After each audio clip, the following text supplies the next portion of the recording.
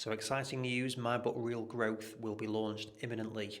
It's a compilation of my 5 years, 250 podcasts that I've been doing with leaders from the industry within sport, rehabilitation, and business.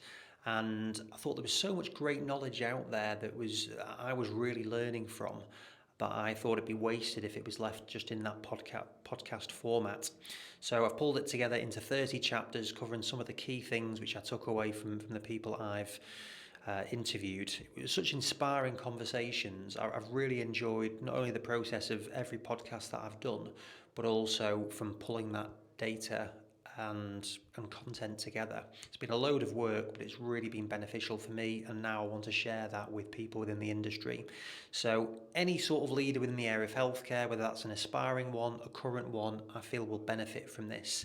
So I look forward to it being launched. I really hope that you find it useful, and any questions, please get in touch with me directly on social media, and I really look forward to feedback and inspiring not only the future generation, but the current generation.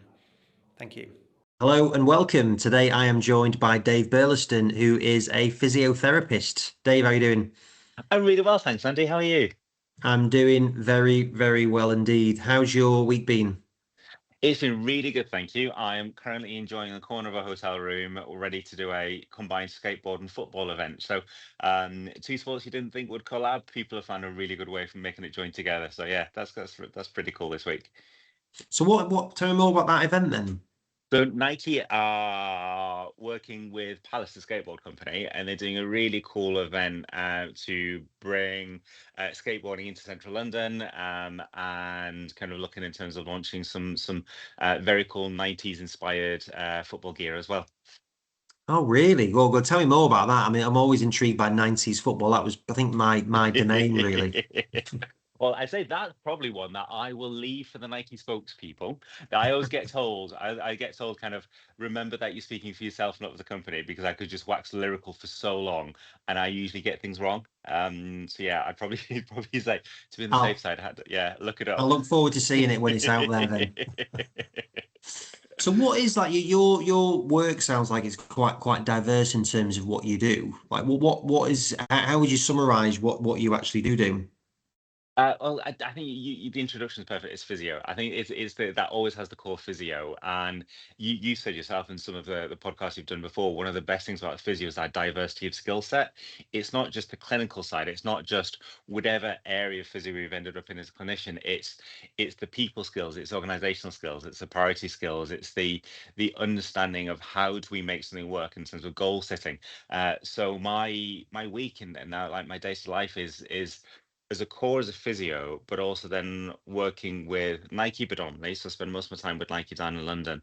I do a day working as a clinician. So a lot of their corporate staff are your people at Physio was getting well with. So they're usually like the Loughborough who may have studied economics, but at the same time as being a high level track and field athlete. And once their track and field career has come to an end, or they're retired, or they've had an injury, then they'll often end up working in a sports brand because they understand the need of the athlete, but they've still got the skill set. So I do a sports injuries clinic for them there.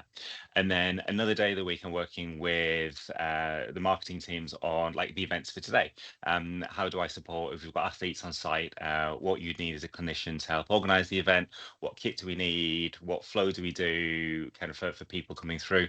And then also when we've got some of the Nike sponsored athletes in town, then I'll be on hand to look after the Nike athletes. So they have a signing or they're just visiting them passing through, then it means that I'm on hand for them as well. And we've got a room in Nike's head office where I've got my scanner, so we can do a reassurer scan if they've got a bit of concerns, or I can have a look at them and then send the images through to their own coach if the coach just needs a bit of an update what's happening.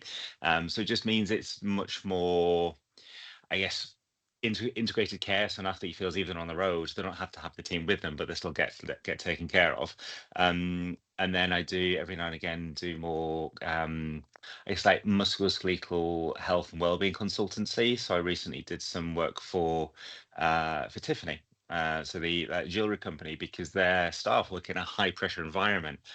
And again, if you step away from title physio and look at skill set, if you step away from the title of retail versus clinical, pressures are pressures, targets are targets, goals are goals. So you have a group of people working in a high pressure environment, who may be carrying stress, maybe carrying the pressures of their responsibilities, and so looking at what impact that has. And it's nice because it links into the stuff we learn as a clinician of, well, we're talking back pain. We often find that there are other drivers apart from structural to back pain, and to be able to implement that in a real life setting for a group of people who won't have been allowed to know those connections are there. That's quite cool. So I do that with Tiffany, and then also I do time with Barbour, like the really cool wax jackets and wellies, and I like that because that's based up in the northeast, so I get to go up to South Shields and go back to my roots, and work with the team there in terms of the factory, the retail, the corporate, and the warehouse. And the HR team have asked me to come in and help build a wellbeing strategy to have a look at the people in each of those areas with a occupational health head on, but also working with the OccuHealth in terms of, are we really taking care of these people from an MSK point of view? What does it mean to have an MSK injury? That's not just about their performance at work, but also, is it good for them to take care of them? It is. We want to make sure we can get people walking in a weekend when they're not at work. If they want to go for a run, well, what are we doing for their sporting activities outside of work as well? So it's hopefully like a next step beyond occupational health. So yeah, it's a nice diverse spread, like you said. That is fascinating, really. I think because it's my old company, IPRS, they had an Yeah. occupational health arm to what they did. But your stuff, for one, it sounds a lot more glamorous in terms of Tiffany, Nike, Barbour. You know, you're obviously the man for style there, aren't you, in terms of that bit? Right. I'll definitely, I'll maybe come back to this a bit later on, but that does sound really fascinating. And is it from the physical side of things, or is it Mhm. the whole piece of it as well? It's a good question. I mean, it has to be the whole piece. It has to be the whole piece. We found this time and time again, haven't we, from research? But it's understanding what the main driver is for that individual. So we've done some breathwork coaching. We have a look at breath patterns will influence your physical state, but also your mental state. But breathing is both conscious and unconscious. Do we separate between the two? I acknowledge we have to both, have to work on both simultaneously. And if you're thinking about, if someone's working in a very physical environment, but it isn't mentally stimulating for them, they will experience stress just as much as someone who's in a high mentally stimulating environment and physical, but you just have to find the way in because their expression may not be what you think it is. Yeah, I think it is the whole, but it's looking at the individual person of what resonates for this individual, what their needs are. Yeah, I think it's an amazing area at the moment. And it's like I'm always intrigued by this stuff because it's still a lot of it's relatively recent, isn't it? That people Yeah, really are starting to look into not even this isn't, let's say, mental health, but it's just it's sort a of whole mental person. performance or just wellness, whatever you want Yeah. to call it. Yeah, I'm often using the analogy, and like you think about how many times at school or college or uni when you're doing a presentation or a colleague was, you saw that red rash coming up the neck, that blotchiness, or the feeling of a heat, or if someone's doing a presentation, they get that dry mouth. That's a physiological response to a psychological situation. There is no physical threat to that person right now, but they're manifesting their psychological state in their body. And if that happens in a relatively innocuous state with low levels of impact potentially, then what happens day to day when these people are living in the stress environments or performing and doing sports in a high stress environment? It will manifest one way or the other. That's the stuff I find fascinating because we haven't got anywhere near a deep understanding of it yet. Yeah, no, it's really interesting. I'm actually going to do one of my friends is a former BBC journalist and now she does coaching on Mhm. public speaking. And so I'm doing a podcast with her next week. So Brilliant. I'm gonna, I know I had my talk this week in Ireland, Mhm. and I'd say I'm a relatively confident speaker, but Mhm. when you're going up there following Brian O'Driscoll and a rugby legend onto the stage, I was a little bit like, am I just talking absolute shite here? And I definitely felt like I was. People said it was good, but you're just like, what am I on about? What is this stuff? But it does, that's the thing, isn't it? It's so weird because I've done these for years and years and Yeah, years, but then when it's a slightly different environment or a few different yeah. variables or something, it does have, whether it's that physical or certainly mental impact. Mhm. Well, it's interesting you raised that. So we at Nike we had a brilliant sports psychologist come in earlier this year called Fanula Barnes, and she's got the insight into both aspects. So she was a GB sailor and is a sports psychologist. So she's got the expertise in both sides. And someone asked her about managing the stress and the performance and how you can be in one scenario and be absolutely fine, and then just change one or two variables and you suddenly feel like you don't know it. And she's like, the best thing to do is just give yourself the evidence to remember why you know what you're doing, remember why you're there. The brain's very good at creating a false reality of fear. It's very good at creating the sense of, I might go wrong, I might not say the right thing, I might trip up, I might go off on waffling on. But remember how many times you've proven yourself right, because that's how you got to be asked to be taught to speak in the first place. So remember the wins, and it helps to kind of quieten that little imaginary fear at the back of the head. Yeah, no, I think you're right, really. And yeah, I was chatting with a friend about it earlier on today, and it's also sometimes it's like actually, if you're talking about, I'm talking about our mission, vision, purpose, all of these things. That's what I'm driven by. It's not by Yeah, who gives a shit what my performance yeah, is like in these things. Don't be so egocentric or self yeah, inward looking. It's looking at the bigger picture on things. So I quite like analyzing your own things and think, right, why yeah, did I feel like that? And I'm happy to acknowledge it and think, right, well, how do you progress with it? Because yeah. that's one of the biggest things I've found from this is that the number of how beneficial setbacks are or perceived Yeah, setbacks, all of those things for pushing you forward. yeah, exactly. It's like, unless you test your resilience, you don't get stronger. We see it in the gym. Like, if you keep doing the same weight, you don't get stronger. If you keep doing the same speed, you don't get faster. If you keep doing the same exam without learning a new subject matter or taking it to the next level, you don't get more smart. So there has to be a certain challenge to be able to improve, no matter what the subject matter is. Yeah, yeah, no, definitely, definitely. So just going back to it, so you mentioned you're from the northeast then. So Yes. whereabouts are you from? I'm a Teessider. I'm a smoggy.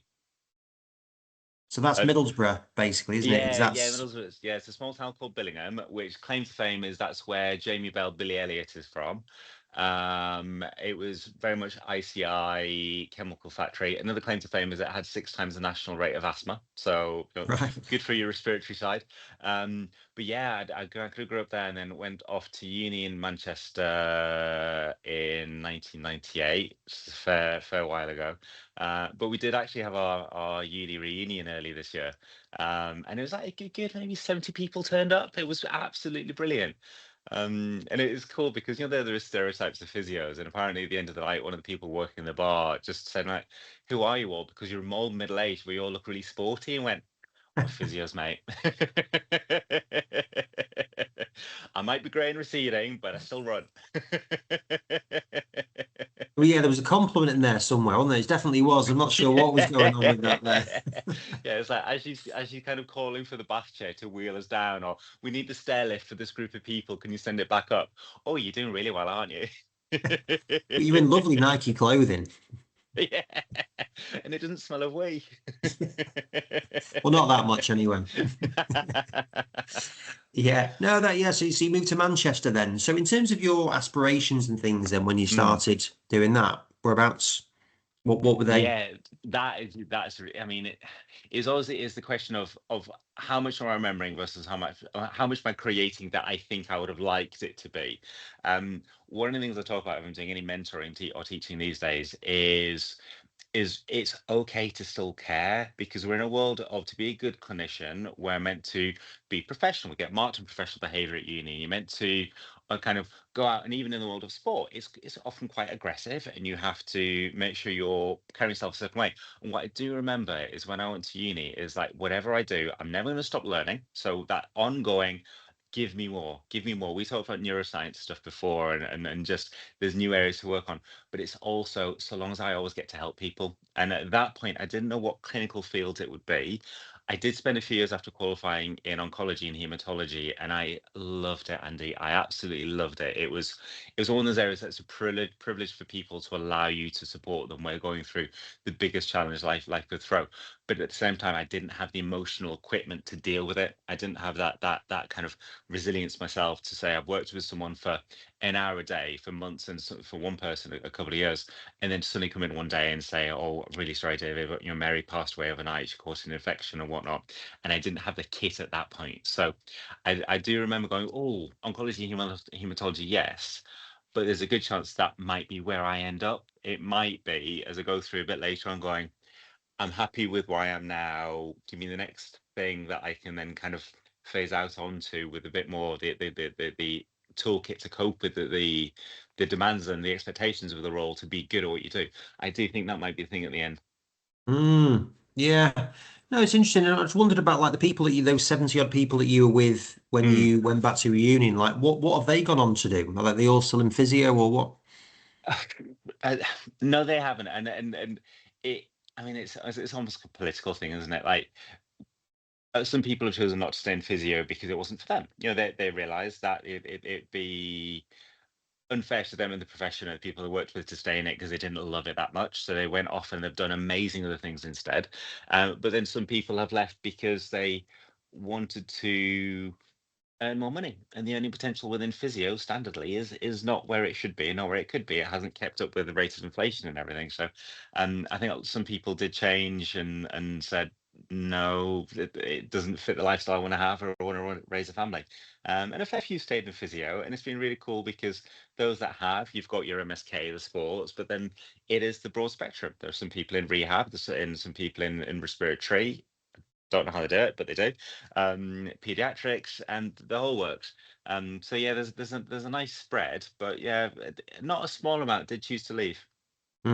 Yeah, I've heard that with a few of them. Like I think when I did sports science and like when so few of my people stayed in there, there's a few people Yeah. that I've bumped into recently, which is quite nice, but a lot of Mm. people did leave it as well. So it's quite interesting really in terms of that. So when you graduated then, like did you have any points throughout that you thought actually maybe this isn't for you either? I don't know why you'd ask that. So yeah, I did. I had a 2 week moment, and it was like a 2 week blip. Um, all should be nameless, but I had that little panic moment of God, I'm just turned 21. Literally just turned 21. I did my finals on my 21st birthday, so I'm so sorry to all my course mates who didn't get the grade that they thought they would. But I had a really good house party the night before our finals. I still carry guilt for that. But yeah, after that, you suddenly go, God, am I going to do this for 45 years? Is this the thing I now do? And so I found a job in the Manchester Evening News looking for market researchers. And I was like, oh, that sounds fun. That's people. I can chat to people. And it was actually being that person out on the main street in Piccadilly Gardens going, oh, excuse me, can I just ask you how much you spend on your hair every month and trying to sell something for a product? So I did that for 2 weeks and realized that the grass is usually only greener because there's more shit on it. And then came back to physio. I think if that's what you were comparing it to, then yeah, that's probably physio's probably going to win. Yeah, it did. It really did. And so yeah, then I moved back to Teesside and I got a job at James Cook, as was South Tees General Hospital. It was Middlesbrough General and South Tees, and that then merged into James Cook University Hospital. And I must say, Andy, they were incredible years. You know, when you hope to get good mentors and good supervisors. We were so lucky as a bunch of juniors there. There were maybe 11 or 12 as a cohort in 2003. We were lucky in that we clicked as a group. So we lived together, we went partying together, we worked together, had fun, but we had a group of, as then, senior one and senior twos who were brilliant. So yeah, I will give a shout out to Heidi and Paulina if they ever get to see this. They were respiratory and ICU, but they were brilliant. And then Stuart and Lisa White were in MSK outpatients, and again, just as brilliant. So you're very lucky for that. And then I did oncology, hematology there. I loved it. And I'd always had that bit of a itchy feet to go traveling. My grandfather had been in the Merchant Navy, so I grew up like the real Werther's Originals kid. So sitting literally on the floor at his feet, listening to his stories about living in Calcutta and Mumbai and traveling around the world on the ship. So and he did a year traveling when he was still with us, and everywhere I went was based on where he had been, and I would take a photo from the same vantage point that he had photos, or as close as I could. To put a photo album together for him for that. And then just did a massage job around Sydney. So an above board massage job, I will say. because it was in Thailand a bit. And yeah, so I did a year traveling, came back, locumed for 2 years, which again was awesome because at that time before IR35, you earned a bit more as a locum because you didn't get your annual leave and your pension payments and whatnot. So all the equivocal extra income I was getting, I put straight back into my CPD. So I did my APPI mat Pilates training, I did more acupuncture training, I did sports massage, I did NLP, like neurolinguistics, I did a few extras. And that, and that is one of the best things I could ever recommend people to do. Like early on, invest in yourself. If work can't afford it, and if you find any way of doing it for yourself, invest in yourself because it's made such a difference as the years have gone by. Going, yeah, you want someone to do a Pilates class, so you want to bring that in, no problem at all. NLP, how we bring that in for team working. If I've got a team who I'm doing a cool down session with, and you want to bring some NLP principles to help them start to learn each other, how they communicate on a pitch, you just blend that in really nicely as well. So definitely recommend that. Then I buggered off to New Zealand for a year. I worked at the New Zealand Institute of Sports Physio in Auckland, which is cool. So we had some Silver Ferns All Blacks coming through, and it was a really good MSK platform into sport. And then came back and got a job with Connect Physical Health. So I worked with Connect, and they wanted a sports physio who could do Hockey Health, but also work in the private clinics they had in Gateshead and Newcastle and Durham at Durham University. So I did the Nike contract for Hockey Health. We had an awesome gym there. Worked in the private practice in their clinics. And then moved to London after a few years because I was starting my MSc in sports and exercise medicine down here. Yeah, no, that's fascinating. Yeah, that's going through there. Just before I touch on some other things, like Connect Health's an incredible story, isn't it? Of like how big Yeah. they've gone. 'Cause I remember meeting Andrew Walton, like when I was Yes. employed, I went into the clinic and like it was relatively small and they were Yeah. doing well. But like where it's gone to now, and they've merged with Health Share and Yeah. it's that creative core, it's massive, Yeah. isn't it? It's huge, and I think it's a real example of find out what your intention is early on. Like we touched on building business, like they knew where they wanted to go, and no matter what, they held on to almost like a set of brand values and mission statement internally, not just how do we treat the patients we look after, but as a business, where are we going? What's our destination? And it really looked like Andrew and Ben together with Angela McClintock was in there as well. They made sure whatever decision they made, they seem to always hold up against the standard. Does this fit with a long-term plan? Does this fit with our direction of travel? Is this where we're going? Is it working for us or is it working against us? And they sometimes had to make some hard decisions. I think ultimately they, from what I understand, after not after I left, the clinics closed. A long time after I left, the clinics closed. And I think it was because they realized that it wasn't financially viable to continue clinics in the environment because it was just after the economic crash. So it wasn't the same place. Occupational health standards were changing, so there was less investment in a lot of the occupational health contracts that Connected held for a while. And so they just had to make the smart business decision, say, well, let's focus and streamline on the area that is expanding. And that was the NHS contracts and the tendering there. Yeah, no, that's really interesting. That I think that's what I've been looking at our goals and setting those really clear. Because sometimes it can be you think it's you just plucking something out. What is it? How important it is? Yeah. But I really agree that it is great to have everyone aligned. This is what we're Yeah. doing, and just it does make you kind of rule in or rule out what you Yeah. should and shouldn't be doing. So, like, what was the rough theme of what they were saying? I know you're not speaking on behalf of the guys there, but what was it? I think it was improve the access to quality care for NHS patients in the area because I could at least speak to the Northeast. And it was improving waiting times, it was improving access, it was and it was through multiple levels. So it wasn't just the kind of the outpatient rehab, it was also the MCAT service. So Connect had the CAT service. And it meant that there was much quicker access to its corticosteroid injections. And it just, I think the focus was improving care for the patient in an area where the NHS was trying really hard but still had limitations on it. I think that was their focus. Yeah, yeah. No, it's really great to see it. I love seeing like these success stories, and of course, it's not always easy, and there's compromises you got to make as you go. Yeah. But to see a company go from that relatively quickly, I think it's really, really impressive. And then, so where did you go from when you'd done all that travels and you'd gone to Connect? Where was it after there? So I was doing my MSc down in London, and again, it was just really looking at the lecturers on the MSc course at Queen Mary in East London.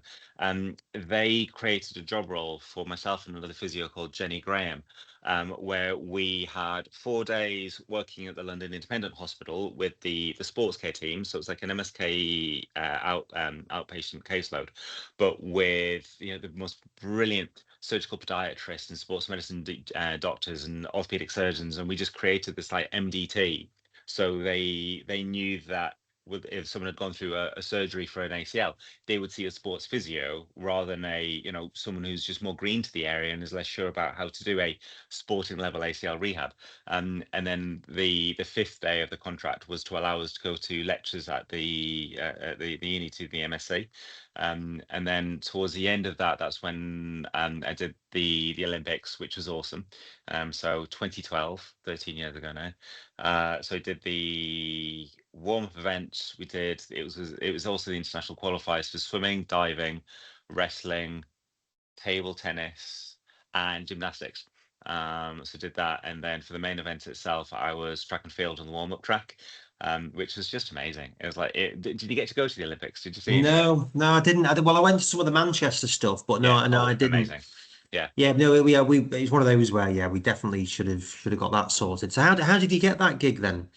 I applied. So I just applied as a volunteer. LOCOG had the contract for organising the medical volunteers. So I like allocating people to the Olympic Village or to the Sports Village or to individual sports. And I think the rationale, which has stood for all the Olympics since, is if, like for us on the sporting for the warm-up track, if an athlete went through to the main stadium, they were no longer to have contact with their own medical staff for making sure they didn't breach any of the WADA regulations to make sure there was no risk of doping. So as soon as they were through onto the main track, they were our responsibility. And then if they had an injury or something happened, we were responsible for their care, but then we would escort them back and then transfer on to their own medical team. So we volunteered to do it and applied to do it. You could do it by the EIS route, but obviously you had amazing physios already doing it within the EIS, or you just did it as a volunteer. And for the life experience of getting to do it, highly recommend. Yeah, no, I mean those 3 weeks or whatever it is, I thought they were like absolutely magical. The whole thing was just amazing to watch. Yeah. Everything just seemed to be like in a great mood. It was obviously Yeah. successful. It was just really quite a unique period. I'd actually just started the company at that point, Yeah. but it was fucking hard, pardon my language. I Yeah. don't like to use the F Yeah. word, but it was very Yeah. difficult. But that was like Yeah. a ray of sunshine in that bit of it. Yeah, you spot on with that. That I can even like nowhere near in comparison to starting a business, but I remember myself like I, Dylan Morrissey was my supervisor, and I do remember this message going, David, I appreciate you mea culpa, when I basically said I think I put myself over, because I was working, I started seeing a few private clinics, a few private patients in London, just like request of, oh, will you come see me on a Friday night? It's like, yeah, of course I will, no problem. Forgetting that driving from Wimbledon to St. John's Wood on a Friday night might be 8 miles, but it's 2.5 hours of your life you'll never get back again. And so then working the Olympics, doing my research study for my thesis, which was all lab based, and then trying to do the work as well. I reached that point going, oh, this is a lot. But then having those moments where you're suddenly trackside stadium and the roar is there. And I remember just there was a high jumper who went down and she'd had a plantar fasciitis or plantar fasciopathy, and she wanted a taping. So just she ran off, did a quick tape, and then I remember looking up at the screen going, "Hiya, mum." And they're the moments going, this is hard, but it's only hard for the moment. But I will forever remember having done this in the first place. Yeah, no, definitely those things. It's funny, like with those stuff, is like even more so now. Everyone's just busy, aren't they? There's more Yeah. things all the time. Whereas as soon as anything actually important, really important comes up, you just find time for it, don't you? And you make it happen. And I Yeah. think that's the same with that. Really, is that some of these things, it's like, look, you just got to do it, and you just Yeah. you figure it out. It works. It's a little bit challenging, but it's amazing, and you make it happen. And what's the alternative? You stay comfortable. That gets quite Yeah. boring quite quickly. Yeah, no, true, very true. So, well, where did you go on to from there? After that, let's see. So finished there, and then I remember that feeling of it's hard to describe, like almost like NHS guilt. So I wanted to get back in the NHS. It was that do good. It was that give more than I'm receiving type of thing. So I kept on seeing my private patients, and then I remember clinically also thinking I'm ready for a different new kind of challenge. And a locum position came up at Chelsea and Fulham PCT, and so I started locuming there in the MCAT service. So less of the rehab side, because at the same time Nike had asked me to start with their London team because they didn't have a London physio at the time, and I'd left Connect. They didn't have any connections on there, so I wasn't stepping on any toes or doing anything wrong there. And so I was like, okay, I've got the rehab side with Nike, but the that like the clinical challenge, right? What's next? So took on that locum position, and then a locum came up at Guy's and St Thomas, and I started locuming there in, when was that? 2013 it must have been. And so I started locuming there, and I was really lucky that a substantive position came up that I interviewed for, and I was lucky enough to get the position there. So I worked with Rashida Payne and Kathy, Rashida Vickford and Kathy Payne, the consultant physios who ran the MCATs.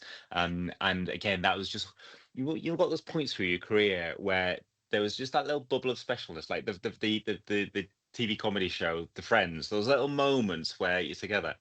I was foot and ankle. There was a shoulder MCATs, there was a roomy MCATs, there was a spinal hip, and we had the works, and just the most amazing group of people you could hope to work with in MCATs, where we all had our fortes, but no one led with their ego. They led with humility. So there was no issue whatsoever with someone going, I don't know this. Can I ask you a question? Can I pick your brains? And there was never a, oh, well, you should know this superiority thing. It was always very much a case of course, let's share this. Everyone wanted each other to feel elevated. So one of the best moments working with the team there. I loved that.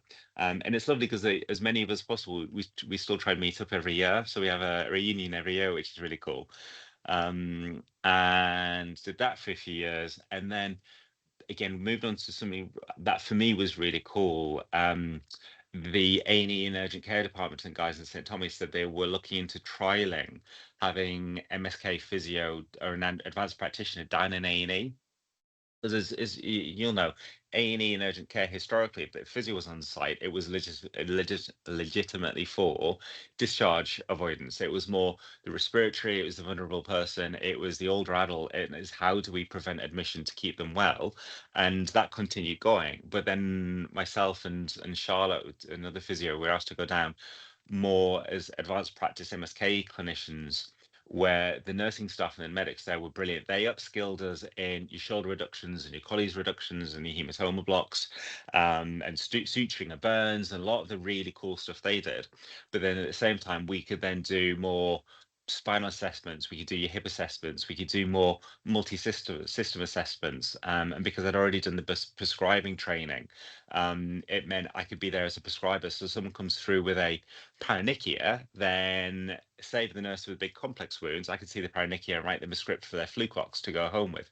And so it meant that we were there in a really nice complementary role to the nursing and medical staff, and got all the sports injuries coming through. Again, I was scanning at the time. I did my scan training. So it felt like there was a value add of, if you've got someone coming through with a history of Ehlers-Danlos or severe hypermobility with multiple shoulder dislocations, and they're like, I think it's out, I don't know it's out, but you don't want to keep x-raying because they've had umpteen, we could scan them to say, actually, you're within joint, we don't need to x-ray you, to make sure that we save the x-rays for the times they really did need it. Or if you had an Achilles come through, you could say, well, actually, if I put the scanner on, I can see the ends of the Achilles opposing and meeting when I take you into plantar flexion. Orthopedics, this is the situation, this is what we've seen. And they would be able to guide us through. Whereas if there was a gap in the Achilles, no matter what, when we're trying to get them opposing, they go, yeah, we know that's going to be more complex. We'll maybe prioritize that as we need to. So we were able to start supporting hopefully the clinical advancement of people's care in A&E, that idea of right place, right time, first time. Um, Yes, I did that Well, until. just on the Go on. ultrasound bit then. So like Yes. how did that like how were many physios doing it in department at that point? I was the only physio downstairs.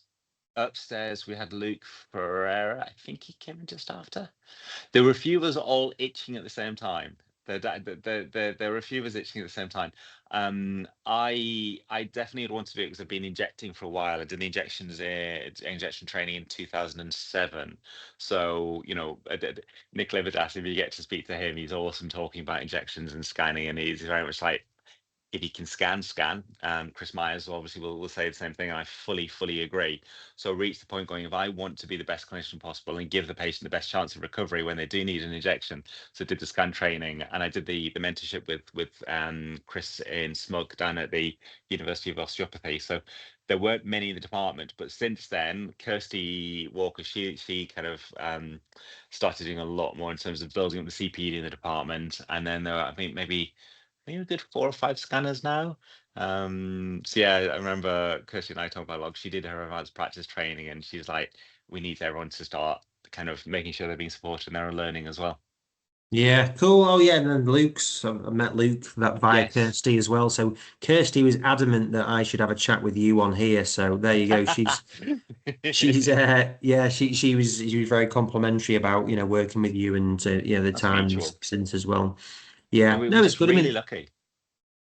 but it's just, there's really just nice people that are all Yeah. looking to do stuff without any real agenda of Yeah. politics or competition or things like that. And I'm intrigued by what you said about that department at Chelsea, was it, that you said it was just a really good environment and that you felt like it was really supportive, challenging. Oh, that was guys. Yes, that was actually Guys, girls sorry. were brilliant as well, but there were less of us than NCATs, and we were more spread out. Guys in St Thomas, there were probably again about 11 of us, and it was just brilliant because we're all in similar phases of life, in similar ages of like I've just seen my first grey hair, and just starting to get to that point. But it was the confident humility. It was the I know my stuff, but I'm also happy to say I don't know everything, and I know someone might be able to know more, because the bottom line is it's the patient who is the priority. And so it was wonderful to be able to make sure that we always knew that we were taking care of our patients, and we had each other's backs. We had a buddy system, because it was always the bittersweet dark sense of humor that you would get your red flag MRI at 5 to 5 on a Friday, guaranteed. Just as every department's about to show where you need to chase something up, you're right. Oh yes, so this person has a syndromyelia. You need to blue light them into A&E because they're hanging onto the spinal cord by a thread. You're like, oh, wonderful. Thank you so much. And we always had each other's back. It was like, oh, do you want me to stay? Is there anything I can do for you? Or at very least, right, you handle that. Give me that. I'll do that. I'll finish dictations off for you. It always felt like people were there to take care of each other. Yeah, no, that's really good, isn't it? That you've got that Mm. support, and yeah, it's just sort of, is that uncommon? Would you say that you see those sort of things? And I don't think it is uncommon. I think the times I have seen it, it's always born out of lack of confidence. It's always that insecurity that creates the bravado of people feel I can't ask for help, so therefore if someone else does, I judge as them. I judge them because I don't feel I can do it myself. So I haven't Mm, seen that a lot, but I have seen it. It is usually just someone needing that bit of reassurance of you're doing a bloody awesome job, and it's okay to ask for help, and it's okay if they ask for help as well. Because if we don't, how do we get better? And if you don't ask for help, you're certainly perhaps going to get worse. yeah, yeah. No, I think it's true, isn't it? Really, I think there can be certainly in the industry, it can just be right. I need to know this. It's very a Yeah. lot of it can be very academic focused Yeah. when it doesn't need to be. That's obviously an important element, but it's not the be Yeah. all and end all. And hence the compassion, hence it's really important to care. Find it might be your brain isn't I've got a soft brain. I'm a softie, and it's the thing that's been taken the mick out of me, but it's also the use of it doesn't matter how you allocate care, whether it's I care about being most up to date with the research, I care about being most accurate with my scanning, I care about that person walking out in less pain because I've just done a technique today, or I care that I feel they understand what's going on with the problem. So long as you care, it's like if we remove ourselves too much and be too professional, ended up in the wrong job. Yeah. Yeah, yeah, no, it's I think it's a good point to remember that really. And then you mentioned as well about like the Nike. Kind of just threw in that you got that Yeah. Nike gig. Like how did that come about? Someone got in touch. Yes, it was so I think understandably because I started in the Nike in Doxford up in Sunderland. They'd had this amazing gym, they had physio room on site. And when I moved to London, someone got in touch to say, oh, we've seen what's happening in Doxford. We're running a wellness week at Nike in London, and we've got a day where I think a massage therapist is coming, a day for physio, a day for nutritionist, a day for yoga instructor, and at the end we'll ask people, which felt like resonated best for your wellness at work. And I was lucky enough for people at the end of it to say, actually, yes, we would like physio to come in. And again, it makes sense thinking of the cohort of people. They are sporty people. They live by sport. They want people to do sport. They want people to do exercise and be healthy. So to have a sports physio to facilitate that made sense. And so, yeah, that started in London in 2010, I think that'll be. And Yeah. what did it actually entail? Because like, it also just sounds like Nike's one of the not only one of the biggest companies in the world, but like Mm. one of the coolest companies. Like everyone Yeah. just like is a great brand, Yeah. amazing style. The Shoe Dog's one of my favorite books ever. Amazing. So yeah, that Yeah. what did it entail?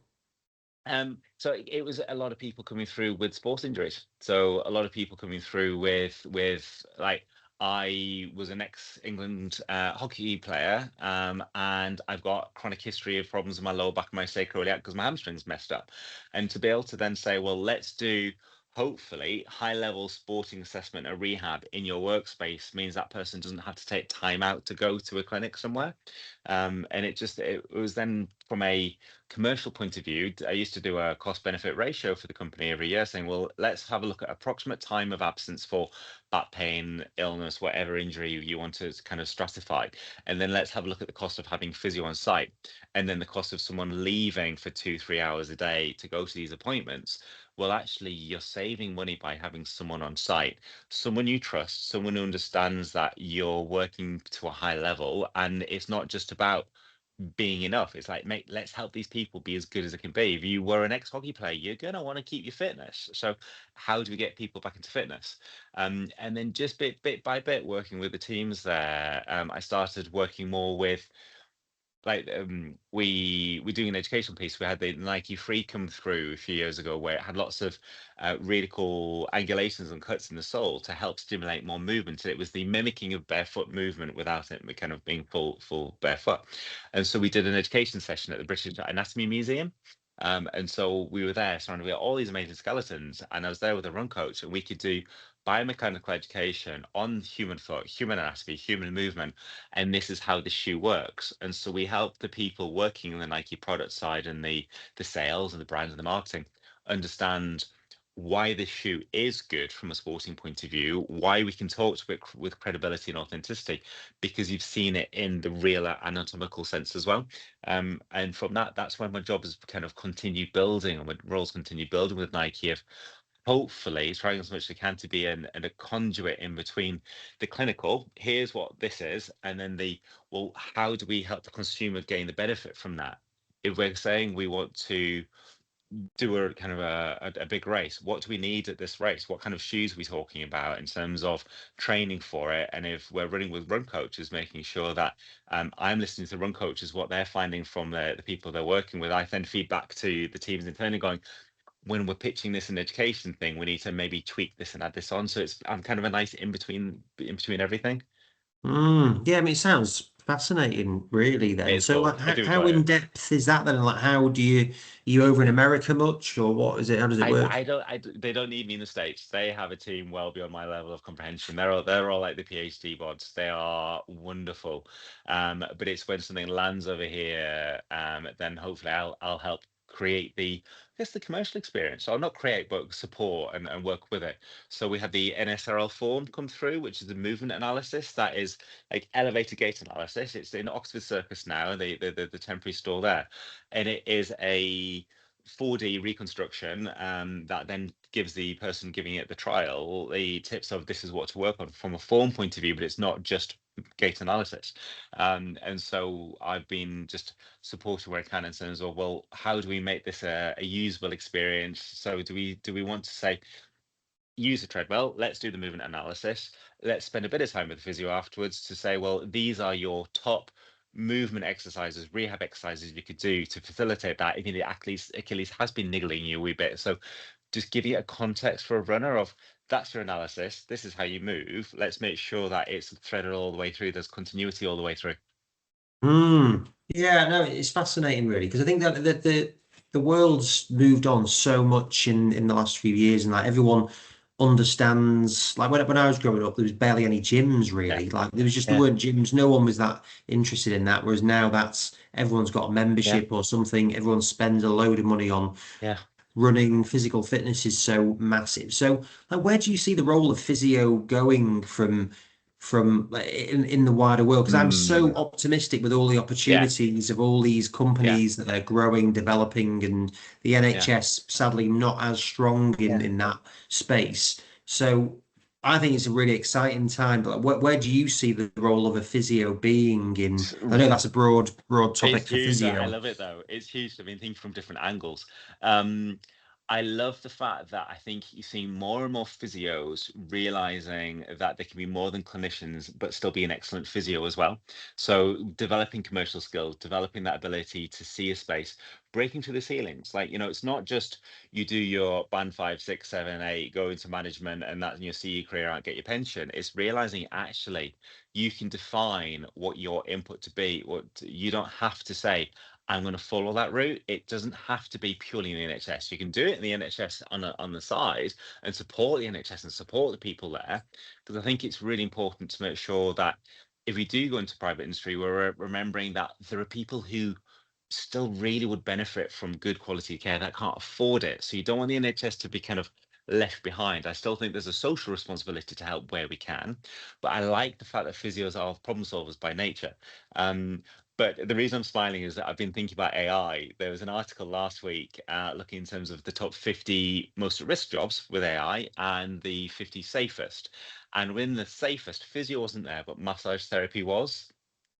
And it is just that extra little curveball, the cat amongst the pigeons for that question with physios of manual therapy or no manual therapy. Where do we sit in terms of exercise education for the biopsychosocial versus human touch? And I'm a human toucher. I learned physio in the time where it was the physicality that you worked with alongside your clinical reasoning and the education.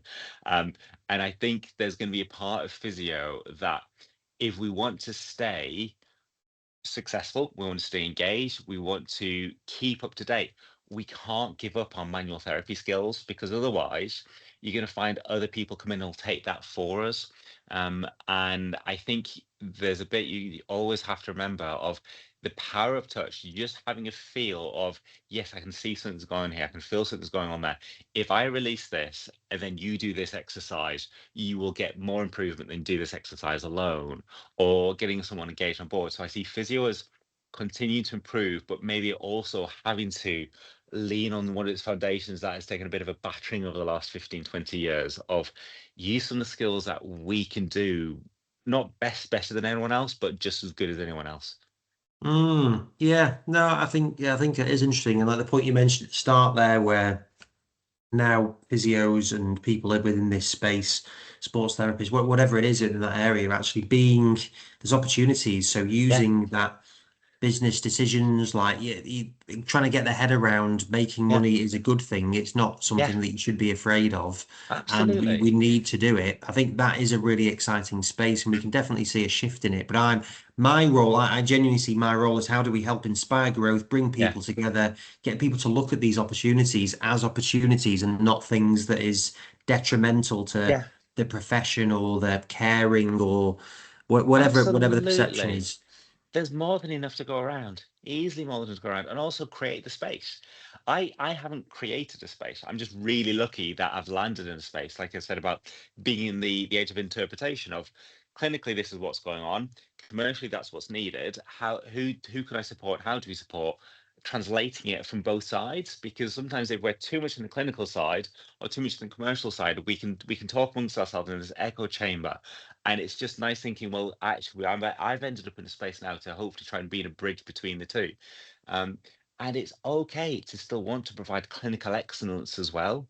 There's been this idea, I've seen it a few times, private practice being battered of just taking money from the NHS. It's like, no, actually, we want to be as good as we possibly can be. And the NHS is in a position where it's doing the best it can, but not necessarily the best quality for everyone who has an interaction with it. So I think, well, why can't we say, well, there's an opportunity, there's a space we can go into, and I'm gonna be fucking good at it. Yeah. Yeah, no, definitely. That's what we should all want to improve and drive things forward, take new opportunities, and Yeah, the space needs it at the moment. It's not yeah, like it's oh yeah, it needs to happen because as you yeah, can see that there is this demand for work and there's loads of things that there's going to be so much new stuff, whether it's through yeah. AI or even without AI, there's loads of opportunities for growth in it. Hugely. Hugely. Mm, For a couple of years after at A&E, I did a practice with Dave Harrison, Oxford Circus Physio, and we talked a few times there, and we would have people travel from Lancaster, from all over, to come down and have treatment with us in the clinic and have a guided injection because they couldn't have access to it there. How is it that in this day and age, with so many good clinicians around, there are still spaces geographically in the UK that you can't get a guided injection? It's weird. Or if you can, it's £500. mm. Yeah. No, I think it's interesting. And even like if you go into a place that it has got, say, a congested space, or there's a number of companies like I'm lucky that I get to speak to the owners or runners of a lot of these big companies. Mhm. But all their approach is mainly slightly different. It's an Okay. overall thing, but it's slightly different in terms of one's more rehab focused, Hmm. one's more focused on injections or whatever it Hmm. is. And one's SEM led, one's more physio, Yeah. occupational health. So I think leaning into whatever your driver is, whatever Yeah. your philosophy is, it's not that any one of them is better than the other. That's just the way that people look at it. And I think it's nice to have different options for both, not only for for patients to go to, but also for clinicians as to what aligns best with them. Oh, absolutely. Absolutely.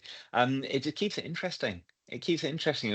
I think your point of alignment, because that then goes with the values of what are my values for this? Because the more we hold on to the value, the more likely you want to keep on doing it. What's my purpose? Why am I doing this?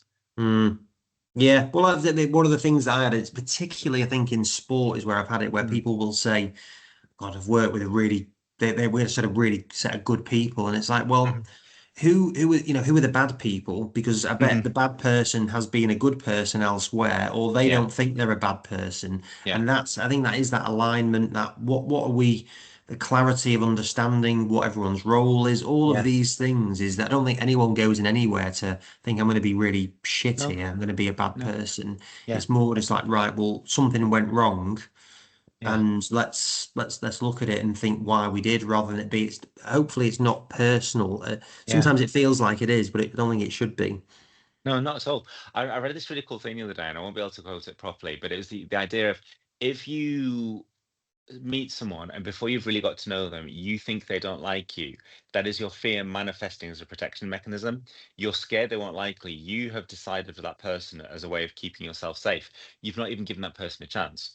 And it's also understanding people communicate in different ways. Like goes back to the NLP stuff. I'm a touchy feely. I like, this is how I feel. This is what's going on. Let's connect on that. And a bit visual. So can you see what I'm talking about? You've got the people who are, just give me the logic, give me the bottom line. I don't want all your foo-foo stuff. Give me the facts. Why am I doing this? What's the point? What's the end goal? Cool. I'm there and I'm on it. If you've got someone like who is the touchy-feely and then the pure audio digital logic at the end of it, there will be potential conflict because they think they're not listening to one another. But actually, all they need to recognize is, how can I talk in that person's language? How can I communicate in that person's language? All of a sudden, we're in unity. It's just identifying, going, maybe we're just talking different ways and neither one's wrong. They're just different. Yeah, no, I think that's a great point, really. So that NLP, yeah, so I mean, I've been aware of it for a while. I'm a Mm, big Tony Robbins fan and all of mm. those things. But like, what prompted you to do that? And like, if you can just basically teach me Mhm. NLP in the final 2 minutes, that would be good. I'm not good enough anywhere near for that. We were really lucky in that when I locumed briefly after New Zealand in Cleveland, from Redcon Cleveland PCT. The boss there was this wonderful person called Coralie, who has passed on now, but she was wonderful. She allowed a group of us to go and do our training there, and so we did an introduction to NLP, and then the next level NLP, and I just did a kind of just more learning on from there. Is that idea of people will frame their world in different ways. We have our inner schema, we have our inner blueprints, and our blueprints all differ, and there are similarities and there are crossovers, but they're all different. And the best analogy I've often used with people is, if you're walking into a room, if you've got 4 people, you'll have one person, as they put their hand on the door handle, go, "Oh, that's cold. It's a bit stiff, and I can feel it moving on that carpet. Oh, that carpet's lovely and soft under my feet." Or, "It's nice and warm in here, isn't it?" And they're going very much on senses. They're about what's the contact, what physical stimulus am I receiving to help me understand what's going on in this room. There'll be the audio digital of, right, it's 3 o'clock, I'm going to be here for 2 hours. This is what I hope to get from this meeting, whatever it is.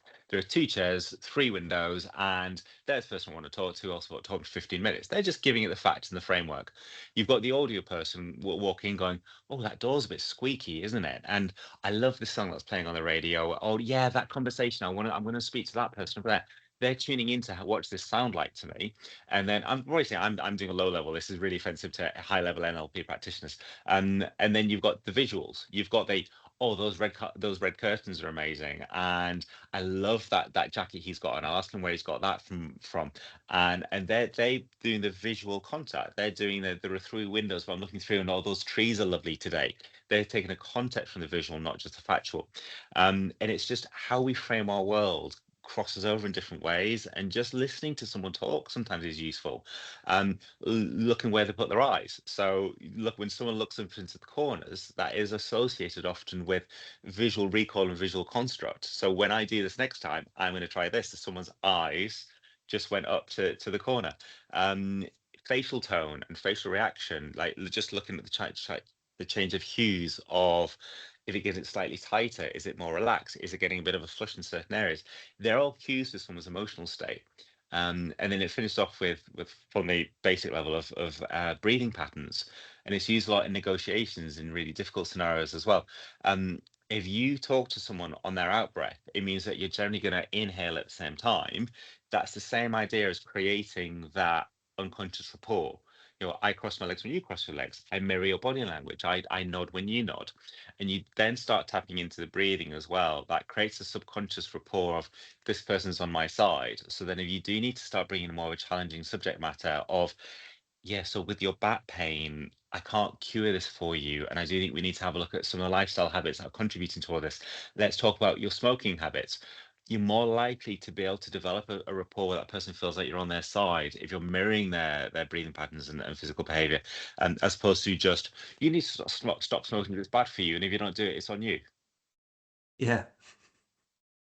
Yeah, it's what world do we have as a healthcare practitioner that helps us to influence that person, that isn't outright manipulation, but it's at least building rapport so they know we're on their side.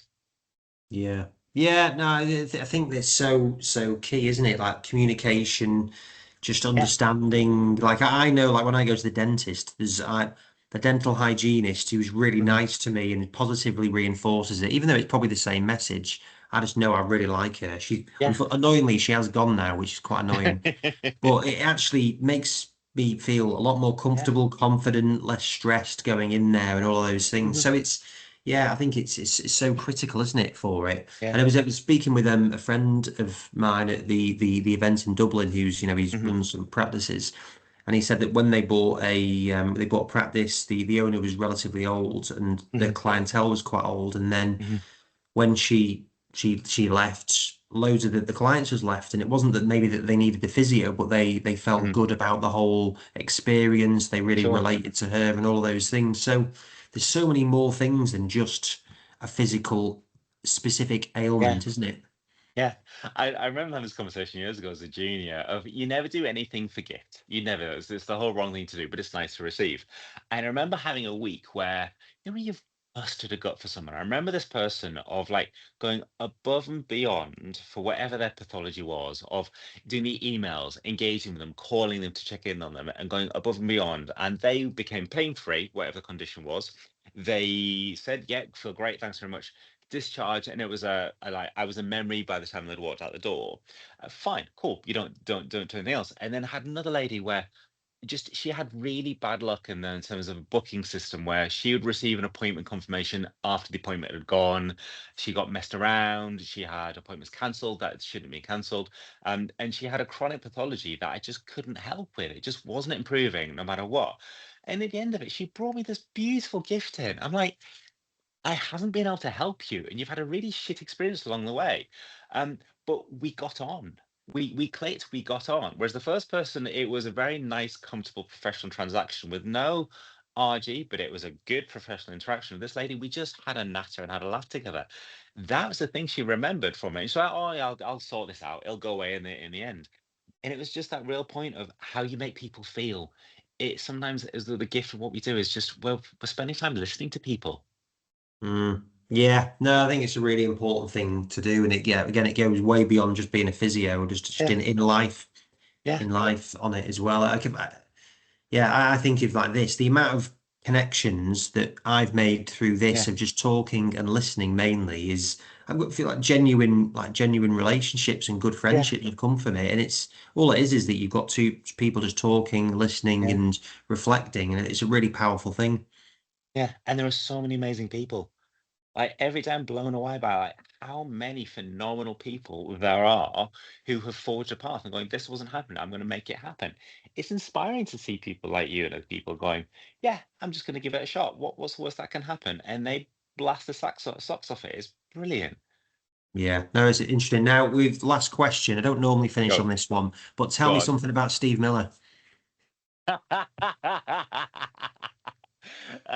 can I say about Steve Miller apart from what you see is what you get? He's warm and he's smart and he's funny as hell, and he's probably without even ever going to let you know in it, very good at pranks. I remember he used to be very good at pranking and Connect. So that's it. But yeah, he's a bloody good guy. Just watch him on April 1st. Will probably be one. Yeah, no, Steve's a great lad. I had the pleasure of being with him for a few days over there, and he used to live around the corner from me. Oh, did he? So I'm in Didsbury, which is probably your Oh, old yeah, stomping yes. ground from when Yes, it you were at is. university. That was a bit posh for us.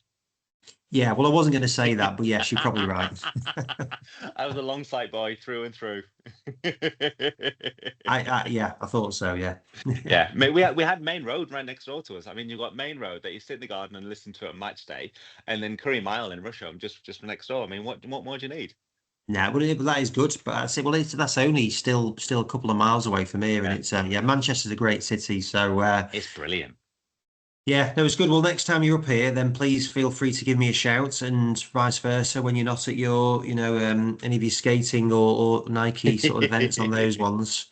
But look, really appreciate your time, Dave. Thank you for. It looks a very tranquil hotel room there. So enjoy your It time looks there, and good luck lovely. with the event.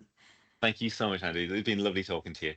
Likewise. Cheers, Dave. Thank Cheers, you. mate. Thank you.